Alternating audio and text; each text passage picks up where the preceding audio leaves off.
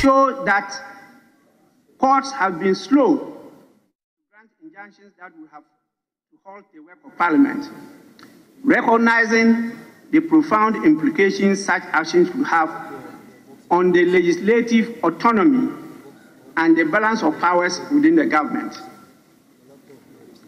The judicial reticence is rooted in the recognition of the fundamental principles underpinning a democratic society, where each branch of government operates within its own sphere of influence, with specific duties and powers that are designed to complement each other, ensuring a robust system of checks and balances. The courts, in exercising their discretion in matters of injunctions against Parliament, demonstrate a careful consideration of these principles, opting to intervene only when absolutely necessary and when the legal threshold for such interventions are unequivocally met. Honourable members, it's time for reflective conclusion. Several critical points emerge that underscore the importance of adhering to constitutional and legal frameworks within our democratic governance. Firstly, the President's refusal to accept the transmission of the bill is, by all accounts, not supported by the constitutional and statutory provisions that guide our legislative process. The Constitution clearly delineates the steps to be followed once a bill has been passed by Parliament, mandating the transmission of the bill to the President for assent or rejection. Therefore, the refusal to even accept the bill for consideration falls outside the legal bounds established by our constitutional framework. It is incumbent upon the President to accept the bill and take the necessary action within the prescribed constitutional limits, whether that action is assent, refusal, or referral to the Council of State for advice or Parliament for reconsideration. It is instructive to note that the Executive has in the past proceeded with its actions, although there has been pending before the court injunction applications against the state. Secondly, there must be a steadfast rejection of any attempts to unduly fetter or hinder the work of Parliament. The Parliament of Ghana operates as a crucial part of our democracy, embodying the will and voice of the people. Parliament embodies the sovereign will and power of the people. Parliament embodies the might and majesty of the people. And as I keep on saying, the power of the people is stronger than the people in power.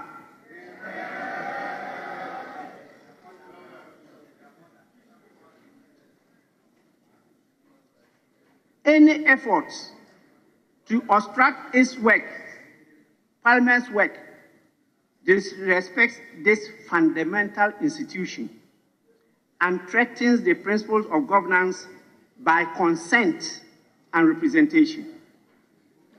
Thirdly, it is imperative to remain vigilant against certain dangerous precedents that could potentially undermine the foundation of our democracy. The rejection of a bill's transmission without constitutional basis introduces a precarious deviation from established democratic practices and norms. Such actions, if left unchallenged, may embolden future attempts to circumvent the legislative process, thereby weakening the integrity and efficacy of our democratic institutions. Lastly, in alignment with our constitutional mandates and the principles of good governance, it is essential for the President to adhere to the lawful course of action by accepting the transmission of the bill. Upon receipt, the President has the constitutionally provided options as to what to do. I don't want to repeat it here. As we move forward, it is the collective responsibility of all branches of government, and indeed all citizens, to uphold the Constitution and ensure that our democratic processes are not only preserved, but strengthened.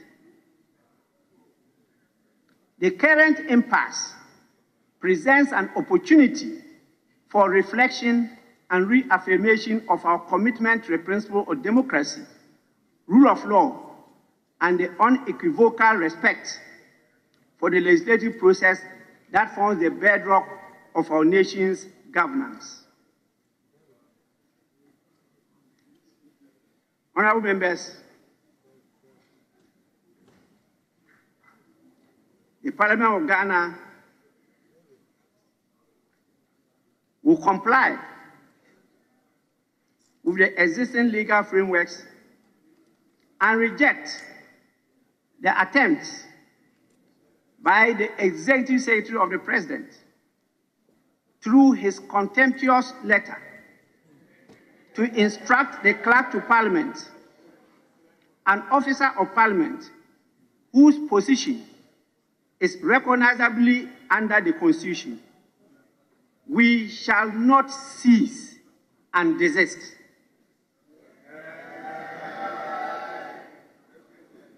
Be that as it may, honorable members, I also bring to your attention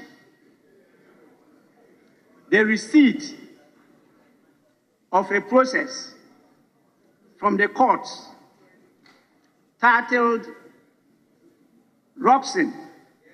Honorable member, I'm watching you. And I hear what you say.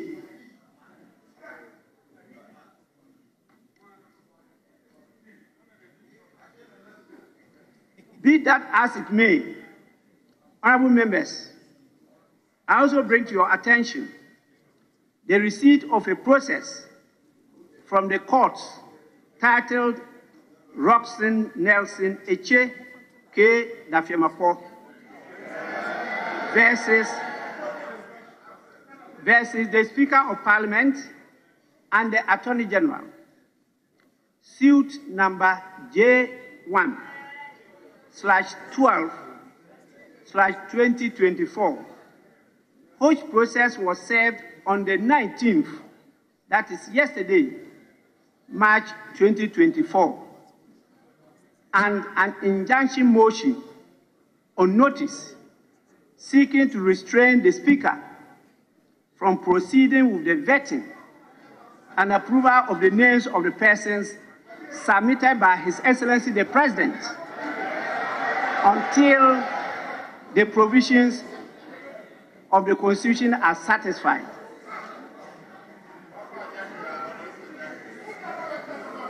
Honorable members, in the light of this process, the House is unable to continue to consider the nominations of His Excellency the President, to use the language of the Attorney General and Minister for Justice, quote, in the spirit of upholding the rule of law, unquote, until after the determination of the application for interlocutory injunction by the Supreme Court. Honorable members, this is the precedent that is being set by His Excellency the President for all Ghanaians to follow. So any matter that comes before Parliament, any Ghanaian can issue a writ and follow it with an application for injunction. And that is enough to injunct Parliament from proceeding with the consideration of the business in the House.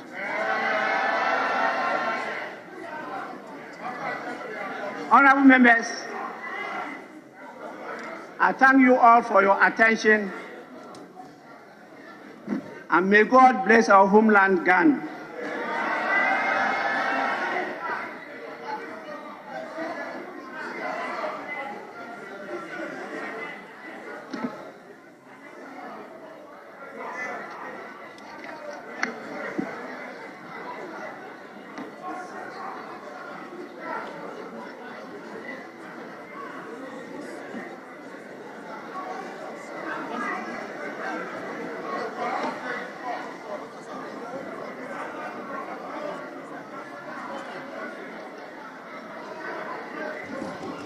We're still live on Joy News, and we just heard from the Speaker of Parliament clearly rejecting President Akufo-Addo's letter through his secretary to the House that they are unable to accept the anti-LGBTQ bill. The President says because of that, more than 20 nominees of the President before Parliament, ministerial and deputy ministerial nominees, will also not go through because of a certain injunction application that has been filed by NDC MP for Saudai, Roxy Nelson, Dafia Meko, and it's setting a stage for a confrontation between Parliament and the executive arm, because Parliament says it's unable to do government business whenever there is an injunction application before the House. This is something that the minority, he has proceeded to adjourn the House, seen it in.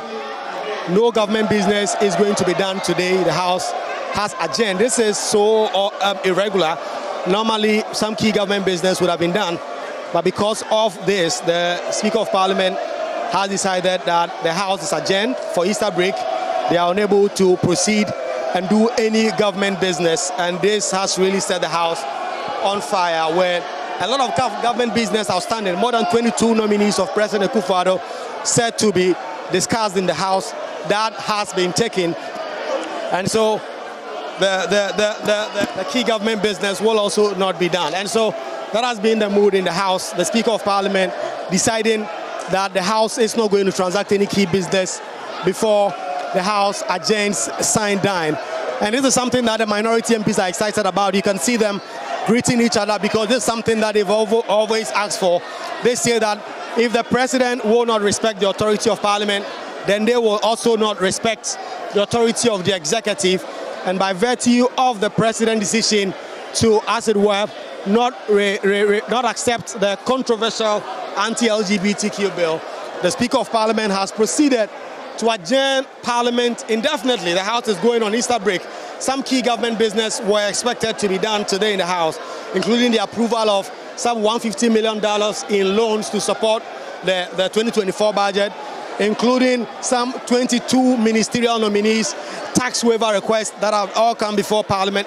In fact, if you look at the other paper for today, it was loaded, it was packed, so much key government business to be done, but all that now will not be done because the Speaker of Parliament has adjourned the House, signed, dine. Those were some of the indications we were getting today that the Speaker of Parliament was going to do something of the sort by insisting that the conduct of the presidency in relation to the anti-LGBTQ bill is clearly contemptuous of the Parliament and its powers, and because of that, the executive is going to get the same kind of treatment on the floor of the House, that Parliament is not going to proceed to do any work on the executive if there is any injunction whatsoever that has come before Parliament. And so 22 nominees of the president, ministerial and deputy ministerial nominees, all now will not become ministers until after Parliament resume from its Easter break. Of course, the standing orders make provisions for the House to come back in terms of having moved the motion so that MPs can come back within the break. But that is the new standard that has been set. The Speaker of Parliament is clear in his mind that the powers of Parliament cannot be hindered by the executive, and that he considers the attempts that have been made by the presidency through the executive secretary to the president, signing that letter that the Speaker of Parliament describes as contemptuous, will not be taken. So, Brace, before you take it over, the decision of the Speaker of Parliament is that first, they reject completely the decision of the president not to accept the anti-LGBTQ bill, and because of that, no government business will be done. 150 million, the president's nominees, all now will not be done. The House has adjourned, signed down. Brace, take it over. There are a number of news conferences that are about to happen on the sidelines. We're going to bring all that to you live here on Joy News. There from the Parliament House. There will still be there, and we'll bring you update. Now, you heard him say that there will be a number of some news conferences. We'll bring that to you here on the channel. But let's still continue with the JoyNews Prime and expect no teacher to show up in the classrooms tomorrow. This is because 3 teacher unions, the Ghana National Association of Teachers, the National Graduate Teachers Association, and the Coalition of Teachers have declared an indefinite strike following delays in the negotiation of their collective agreement. The striking teachers also cited Ghana Education Services' failure to complete the distribution of laptops to all teachers, as well as freezing of salaries of its members by the Office of the Special Prosecutor, among others. Speaking at a press conference here in Accra, NAT President Dr. Isaac Owusu said they find the push of government and its sister agencies unacceptable. 1. Delay with negotiation of the new collective agreement.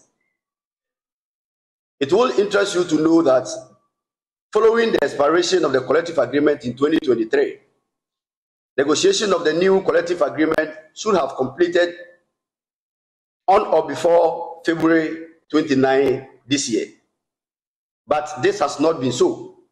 Thus, the new collective agreement stands unnegotiated, and we raised this concern in our letter to the Director General of GES dated 29 February 2024, and also informed the National Labour Commission accordingly. As we gathered here now, the issue is still outstanding. Ladies and gentlemen, 2, scheme of service. We have also drawn the attention of the Director General of the GES to the fact that the Ghana Education Service does not have a functional scheme of service for teachers.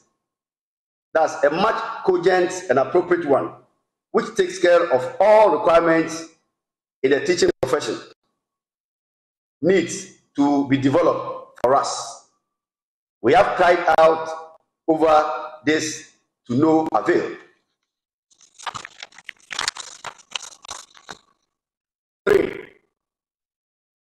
Equally important to the teachers are the following issues: the inability of government and the service to complete the distribution of the laptops to all teachers is of concern. The rampant changes of the school calendar without recourse to negotiation with the teacher unions is affecting the smooth operation of the service. Also, the blockade of teacher salaries by the Office of the Special Prosecutor without recourse to the laid down procedures is a major worry. We, the pre-tertiary teacher union, do stand with our members and hereby declare a nationwide industrial action effective today.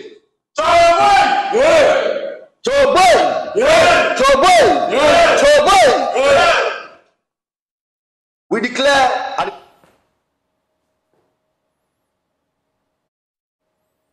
A minority on Parliament's Education Committee are justifying the industrial action by the teachers. Ranking member on the committee, Peter Nochu Koto, says the concerns of the teachers leading to the declaration of the strike are valid.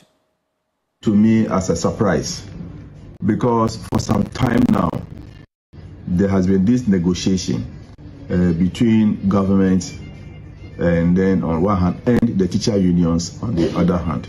There has been some stalemate, and the government promised that they will address the issues as we speak. That has not been done. Then you also realize that there's a one teacher, one laptop agreement between the teacher unions and the Ministry of Education. Teachers were to pay a percentage, which they did over 4 years now. Now, government is unable to pay its part to the suppliers of the laptops.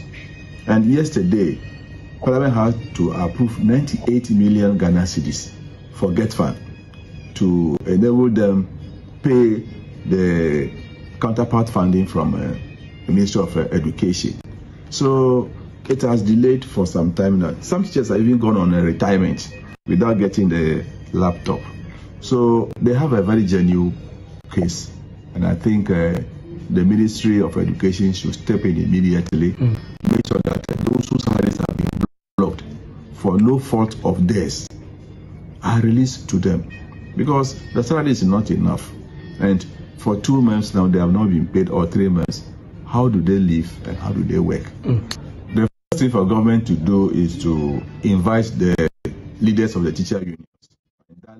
Now, more on this later, but let's take you back to Parliament because there's the reactions to the Speaker's action has started. The minority is already addressing the news conference there. Let's take you back to Parliament. Of the office of the President. The Constitution of Ghana spells out in plain language when the President of the Republic of Ghana must do when Parliament passes a bill and present to His Excellency the President. The President must assent to the bill or must refuse to assent to the bill when it is presented to him as the President of the Republic. These are the only options, and in this case, there is no middle ground at all per the constitutional imperative.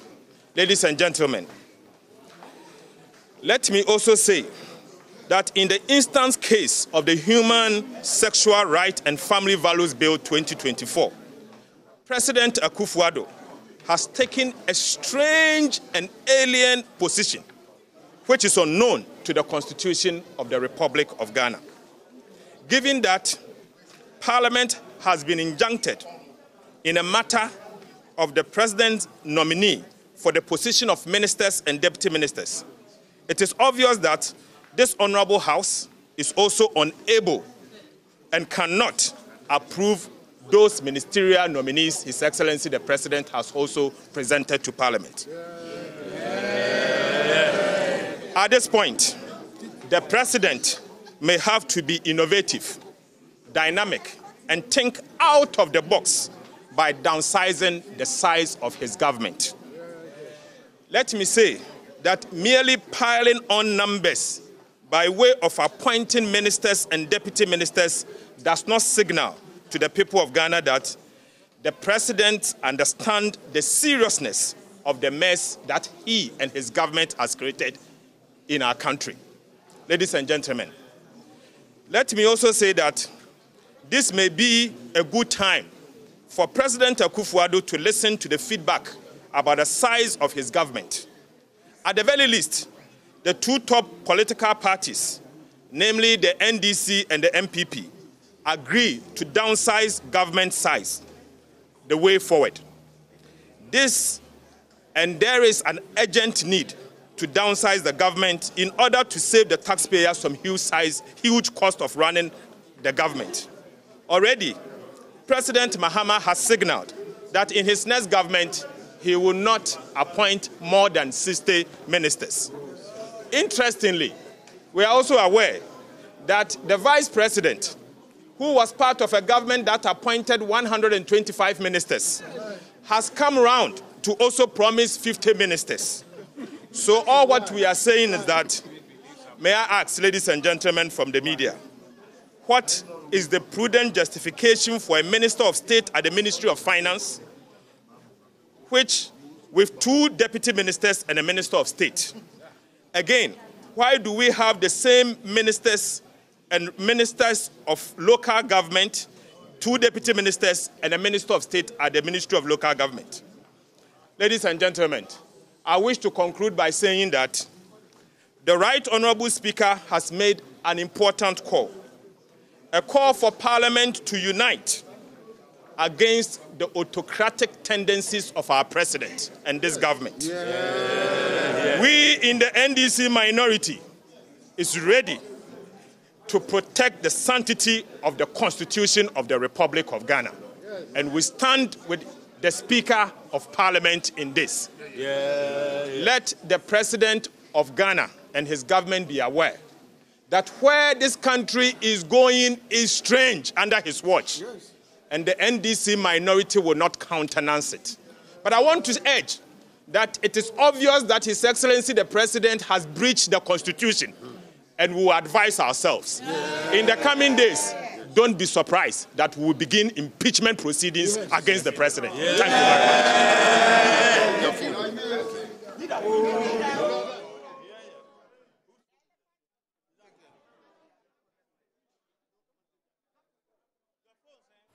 So that is the minority news conference there being addressed by the leader of the minority side, Dr. Casey Forson there. Now, we still have ice in the House. Whatever happens after the Speaker agenda House, we'll bring that to you here on the JoyNews channel. Now, let's revert to our earlier story where 3 teacher unions have declared an indefinite strike action.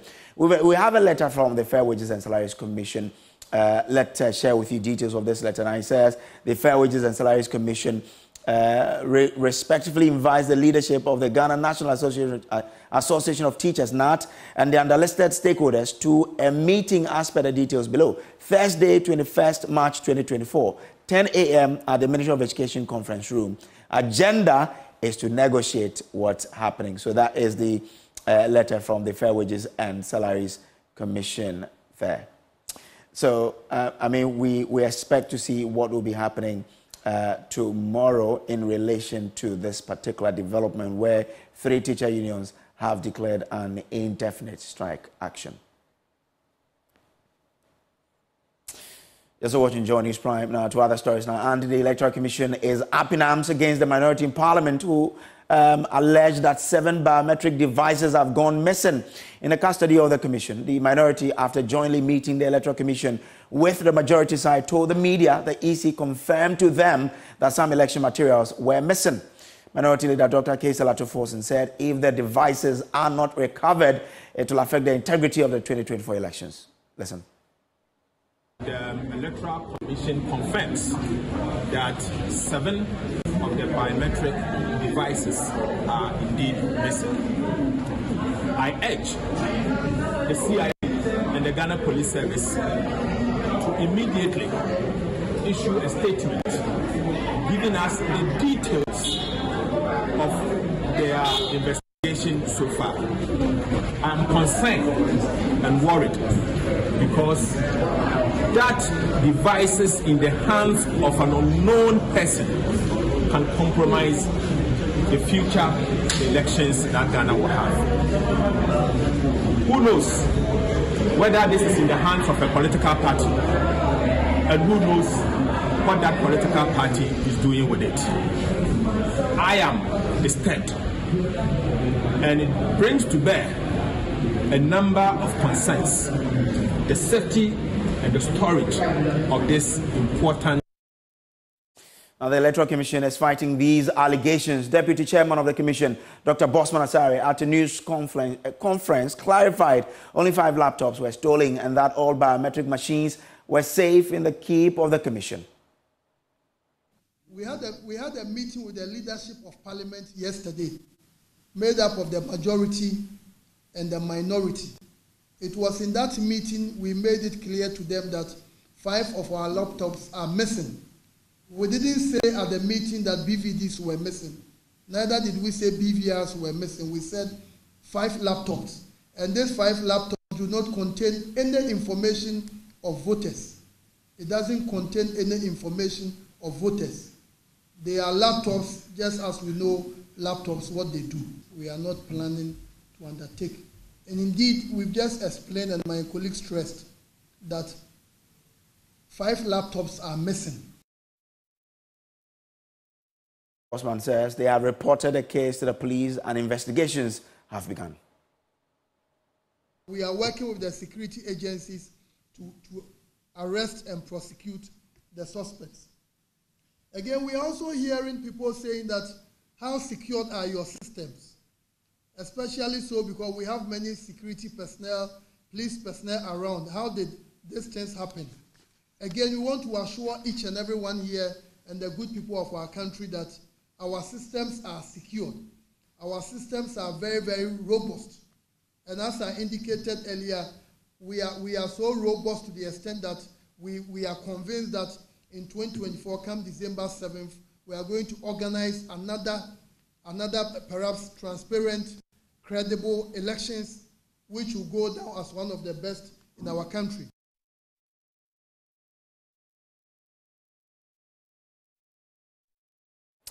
Now, the EC also refuted claims this will affect any elections organized by the Commission.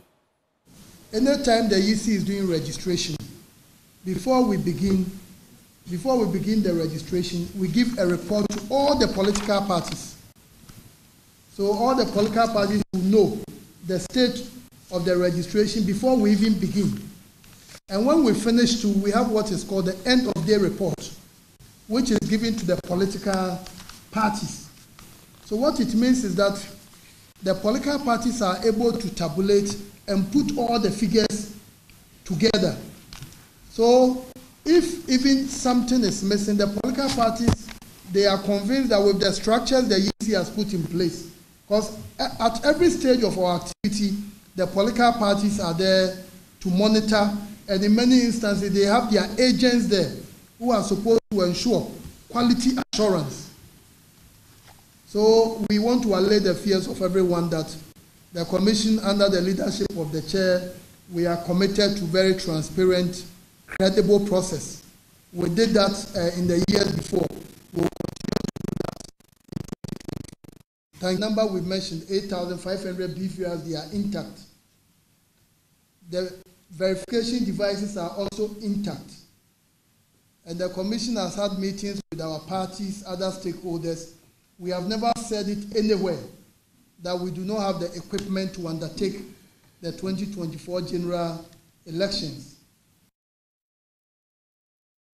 That's watching the JoyNews Prime. Let's take you back to Parliament because there's another news conference which is underway and our cameras are already there.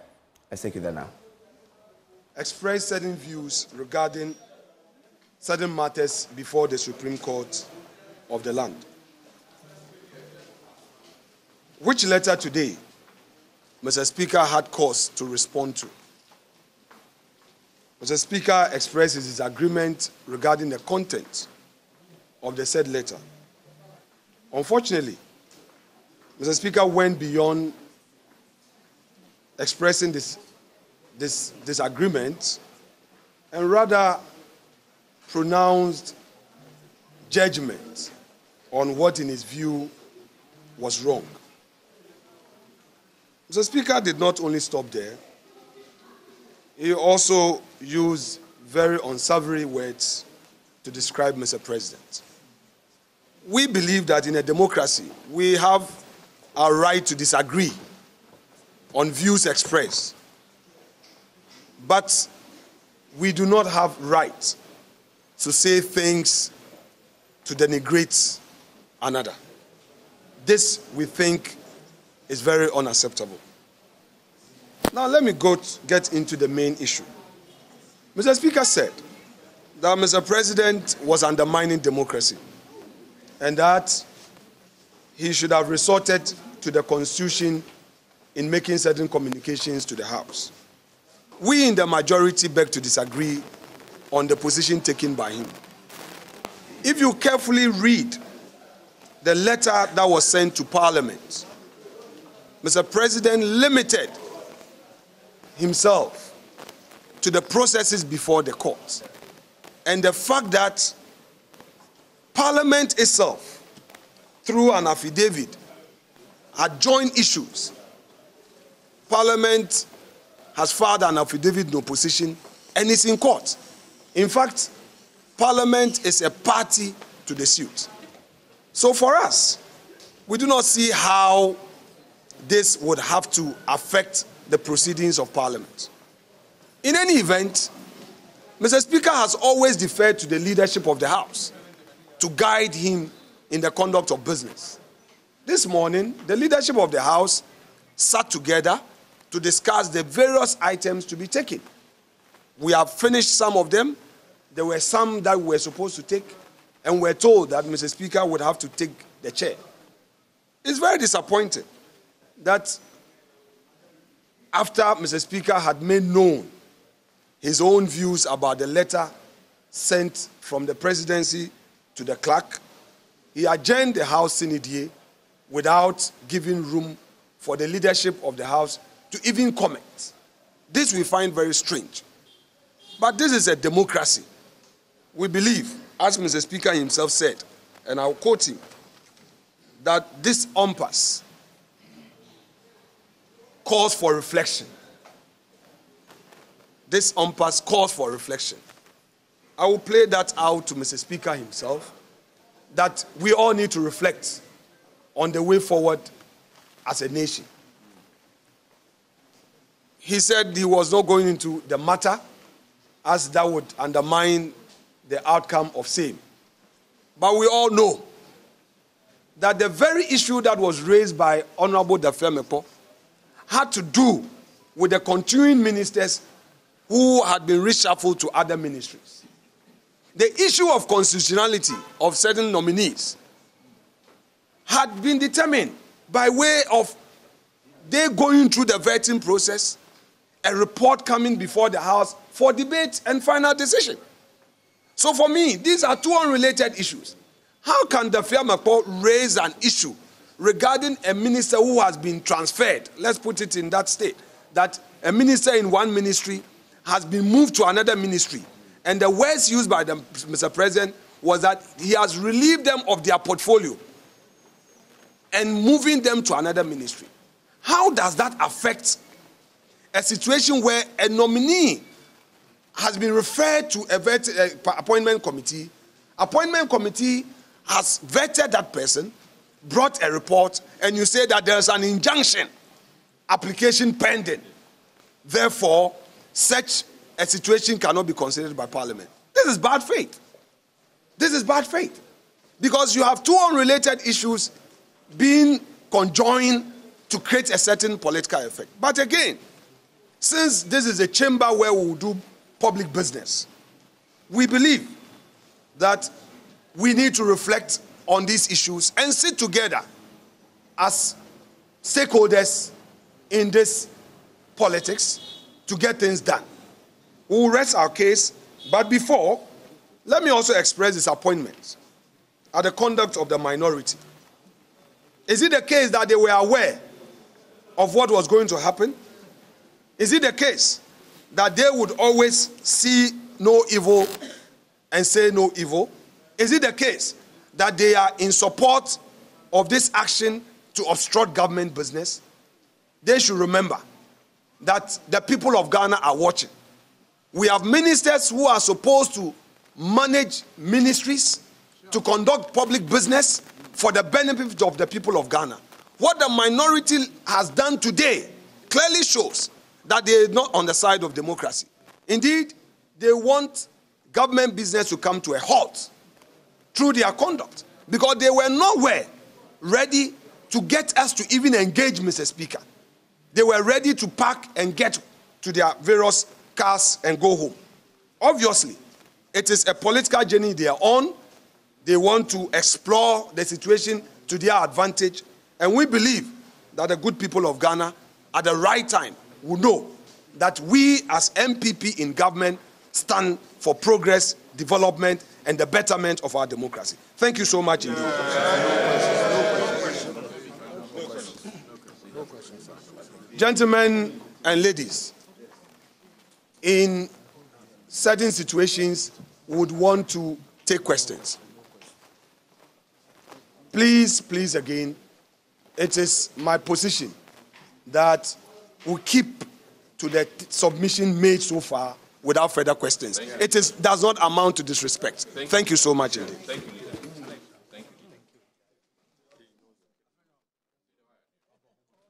That was Alexander Afenyo marking the majority leader addressing a news conference in Parliament there. This is still the JoyNews Prime. We'll take a quick break. We'll be back with more. Do stay.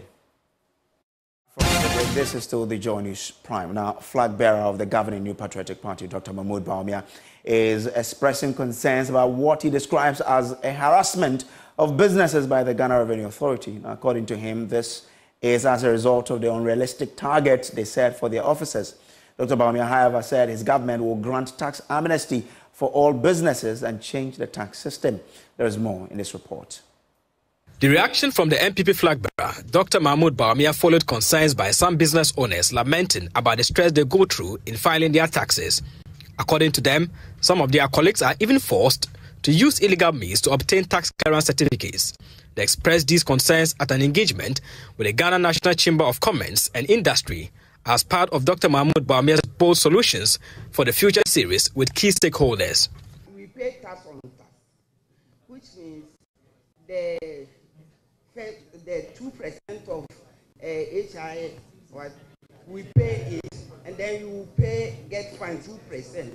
Then you pay 1% of cover, and then you get the subtotal.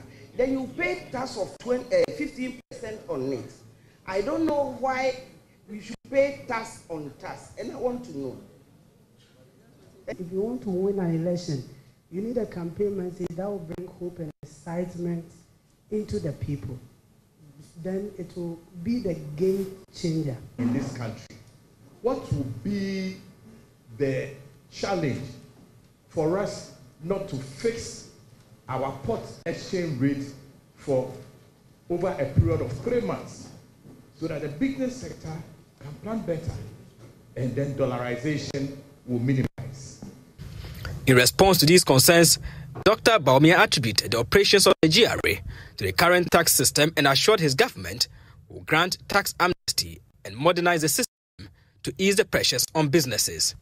That harassment is coming from the sort of targets they are setting their offices.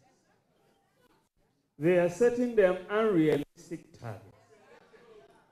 So you say, and this is because the tax base is so narrow. So you say to them, this is your target for this month. They are trying to figure out, where do I go? Then, for them, it's very easy. You go back to where you got it the last time. Isn't it? You go to the taxpayers, the people who are already paying tax. And then you have to come up with a new reason why they should pay more. So you come up with all sorts of stuff. I mean, they themselves sometimes, frankly, don't understand the tax.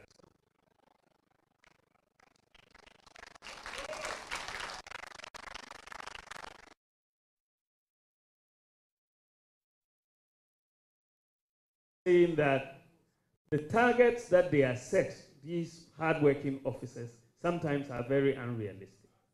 And that leads to harassment of business. Because you have to get something out of them.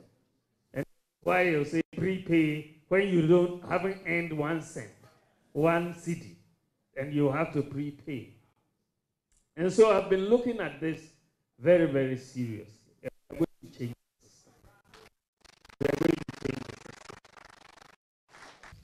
Meanwhile, President of the Ghana National Chamber of Commerce and Industry, Dr. Clement Osei-Amoako, pledged their support for Dr. Mahmoud Bawumia and assured their readiness to work with his government when he is elected. The Chamber is therefore ready to support the government and, for that matter, your government in the future in ensuring that the right business environment is created. The engagement with the key stakeholders is a first stage of Dr. Mahmoud Bawumia's campaign agenda to solicit views to inform policy direction of his manifesto. Samuel Mbura, Joy News. Now, still with the Vice President, flag bearer of the governing New Patriotic Party, Dr. Mahmoud Bawumia, has made a strong case about his credentials, insisting he is the best Vice President Ghana has ever had. According to Dr. Bawumia, he is a problem solver and the reason he has always been intentional about his policies and vision for the country. So I looked at all these problems. I'm a problem solver, and I have introduced solutions. We have not yet done it all, but we are starting. If you are looking for a problem solver to be President of the Republic, then I am the one that you should look at. I have a very solid track record in terms of what I've done as Vice President. Remember, I've not yet been President. I don't have that authority, but I am Vice President. And if you look at my track record as Vice President, most people say that I am probably the best Vice President in this country's history because of my track record. So I believe that I have not been, if you give me, because I try to do things, because my mindset is one of possibilities. I am never afraid to take on new and daunting challenges. If I see that a country has this, I ask, why can't Ghana also have that?